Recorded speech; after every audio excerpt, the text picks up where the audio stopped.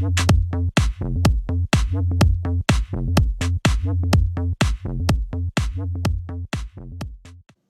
having understood the different technology acceptance theories, we will apply them now to a precise domain, that is, technologies of IoT and smart connected objects and artificial intelligence.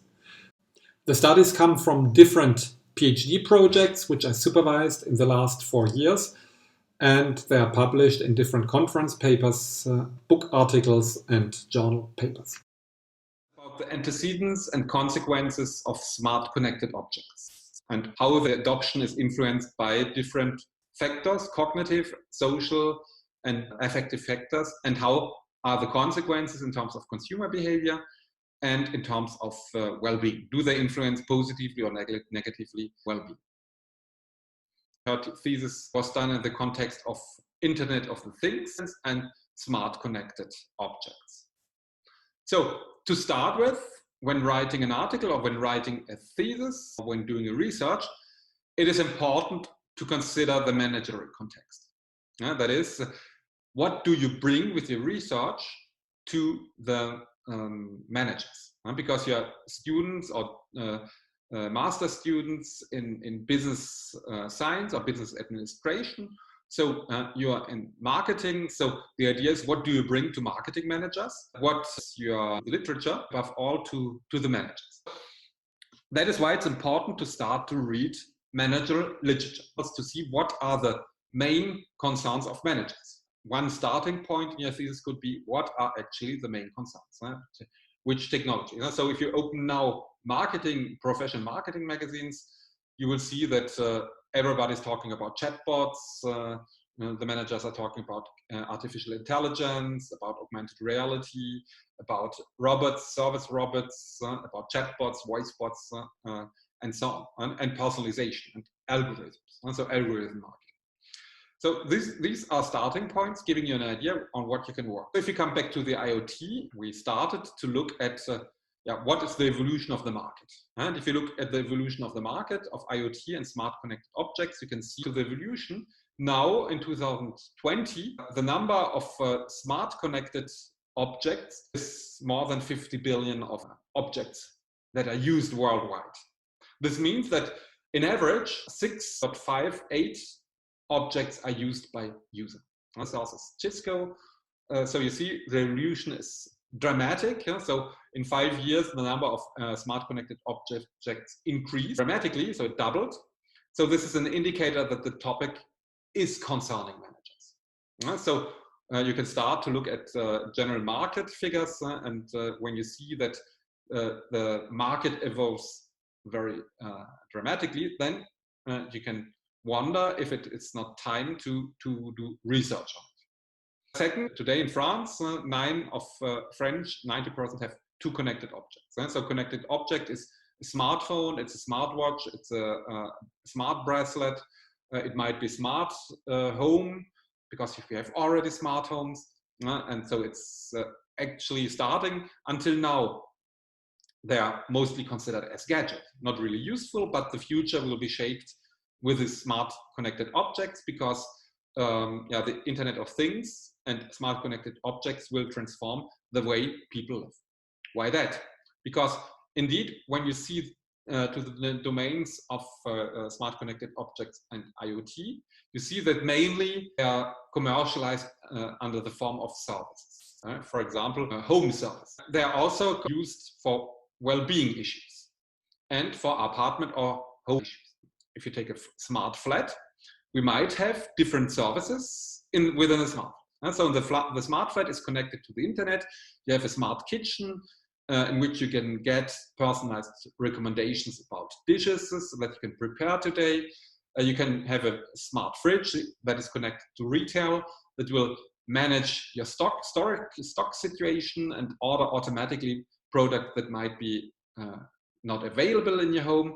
You might have a smart air conditioning or smart heating system that will automatically adjust the heating system according to what you like to increase your well-being. It might adjust also with sensors the humidity in order not to have too dry conditions in your flat. You have a smart bed, sleep better.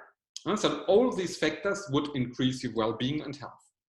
You could be connected to directly with a smart ring or smart bracelet to your heart rhythm, and it could measure also your dietetical information in order to give this information to a service provider, which would be, for example, a doctor, who will monitor through what we call quantified self your well-being. Is your heart is working well? Do you have enough oxygen in your blood? Aren't you too fat? In this case, there would be recommendation to do more sport. So you might have a home trainer that is also connected to this system, to the IoT.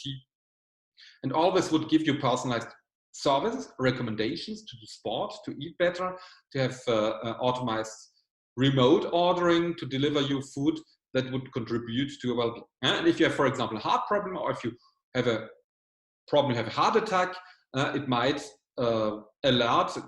give an alarm directly to a hospital, geolocalize you, and the doctor and the urgency would come directly to your flat in order to bring you to the closest hospital where there is a space in order to treat. This is only one example, but the domains might concern apartments. You can consider this for smart cars and for autonomous cars, which are connected and always produce optimal conditions of security and health to the drivers through personalized services in order to increase well-being. There is a big potential for IoT and smart connected objects, and you can see it's only the beginning. Now we're 50 billion, but this number will probably increase because now more and more objects, physical objects, will be connected through sensors to the internet. So you can see here also, for example, the context of smart homes. You can see that steadily the market of smart homes increases for home entertainment, comfort and lighting, smart appliances, security, for example, in order to avoid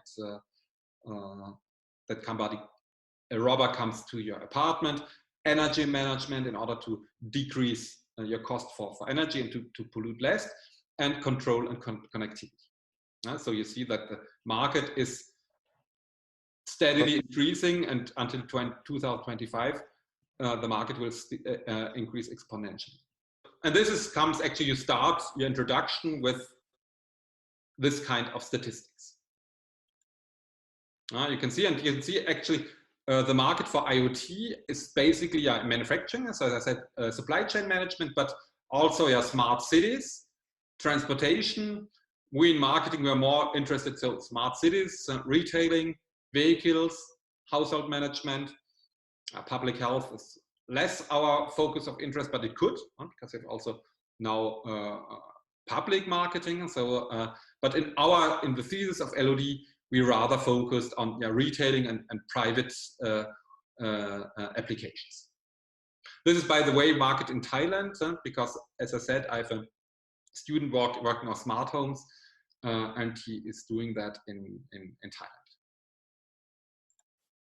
So you start with the managerial contribution, and then once you have an idea, you should also think about the theoretical contribution. There was few literature about the barriers to use IoT and smart home and smart object acceptance and development. And as we know that these are innovations, we know that they fail because of competition, changing demand, but above all user reluctance, health and psychological dependence, technology fears or privacy concerns. We decided to focus these theses on the barriers of acceptance, such as reluctance, fears or dependence, and on the factors that favor the adoption, such as cognitive and psychological factors. And to have an idea what has been published, to have an idea if you can do a contribution, it is important to go to these databases, for example, Business Source Ultimate, because there you can find actually all the publications. And how should you proceed? You should go into the database, and there you're looking for keywords. For the thesis for smart homes, a student looked at, first of all, IoT. IoT, you have hundreds or a lot of articles. If you're searching for only one keyword, you will find a lot of topics. But if you cross them, for example, IoT and marketing, then we have found only 9 articles from 2010 to 2020. So consider the least 10 years. If you look at smart technology and marketing, there are 0 articles. If you look at smart home and home automation, you have something like 100 articles. Smart home and well-being, no article. Smart home and acceptance, 2 articles. Smart home and marketing, 0 articles. And smart object and marketing, 0 articles. So what does this mean? This means that actually in marketing, few has been done. If you look, it means that you have still the space to do research in this domain. You can see also smart technologies in marketing, 0 articles. So this means that if you're working on this, so smart technology means based on artificial intelligence, there's nothing done. So this is a good news for new researcher, because this news means that actually when reviewing your article, or when it will be reviewed by a journal or later by a thesis committee, they cannot say, okay, you have worked on an interesting topic, but there are already hundreds of articles about it. You can show there are no articles, and that is why you can bring a good contribution. Also for well-being. So if you look at smart objects or smart homes and well-being, there are basically no articles. And still, smart home and smart home acceptance. So the technology acceptance parts. We have 2 articles that have been published in business journals in the last 10 years. And if I remember well, these articles have been above all published in C journals. So there would be a place, and that is why we focus with my student in Thailand on this topic, because we know that there is still a big contribution, because nothing or very few has been published. So when searching your topic, this is actually very important to do. It's important to find your contribution. So first of all, you have perhaps a rough idea, but the next step is now to check with Business Source Ultimate, and that is why I invite you to connect yourself very quickly to this tool, and to try to find with keywords if your topic has been dealt with or not. And if you see, as we have just seen here for IoT and smart homes, if you see that your topic has been very few treated in the literature, then that's a good and not a good news. Because good news is you're very new, you can bring a lot of contribution. Bad news is that you have to actually deal with everything. So you might also come into the danger that you want to deal with everything. Because if we talk about IoT and marketing, it's so large, or IoT and AI, I experienced it with my students. It's so difficult. So what we did, we started actually to one domain chatbots, because they are AI based. And then you have to think on which part of this very large domain you want to work on. It's a little bit like when you're doing skiing. You might do out of slope skiing. It might be a paradise, but it might be also a hell. Because if you don't ski very well, you may fall down, you might fall in untouched deep snow, and do not really know how you come out of the snow. It might become difficult to ski on it. And so if you're not experienced, it might also even difficult, even if the topic is not really dealt. But that is why you have your supervisor. The supervisor is there to take you by your hand and to say, okay, I would go to this direction because there's experience to do that. To come back to my initial idea, start to look at Business Source Ultimate and look with keywords which articles have been published. You can also cut down by the category of article. I'm rather talking also the quality. So start looking at A+, A and B journals. For example, marketing, you have typical Journal of Marketing, Journal of Marketing Research, Marketing Science, Journal of Consumer Research, Journal of the Academy of Marketing Science, Journal of Retail, the National Heartsing Rating, where you have actually a summary of all. This is a good indicator which journals, if you have a lot of readings, I would start with the top journals. And interestingly, all this technology marketing is not published in top journals yet. It comes out only out now. Now we have calls in JAMS, for example, Journal of Marketing, about AI and marketing, about IoT and marketing. Because these journals are very conservative. They're working on established things, and they don't take the risk to go to the such new topics, which means that it's a risk. I took this risk some years ago, so I'm struggling with publishing it at the moment. That is why I go more to the technology journals and the IT journals. But I'm waiting for the moment. Now I think the moment becomes ready, 5 years later, to try again these journals. You should also already think about where you might get published. Are there already articles published in this domain in the given journal? So you might, with a supervisor, already discuss about that.